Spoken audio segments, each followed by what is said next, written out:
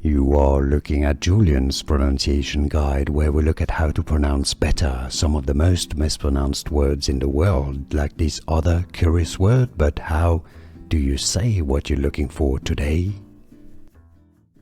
Let's look at how to pronounce this name with the German pronunciation and how the original correct pronunciation and how you can say it in English. So the German pronunciation is as Amon, not Amon. Amon Goeth. Yes, the O with an umlaut on it is Ö, and TH here is pronounced like a T. Goeth. Amon Goeth. Therefore, the English pronunciation Amon Goeth. It's easy. Let's look at how to pronounce this name with the German pronunciation and how the original correct pronunciation and how you can say it in English. So the German pronunciation is as Amon, not Amon.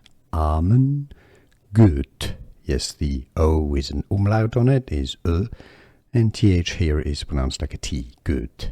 Amon Goeth. Therefore, the English pronunciation Amon Goeth. It's easy. Here are more videos on how to pronounce more confusing words and names too many mispronounced. Like this video if you found it useful. I appreciate your support. I'll see you soon and thanks for watching.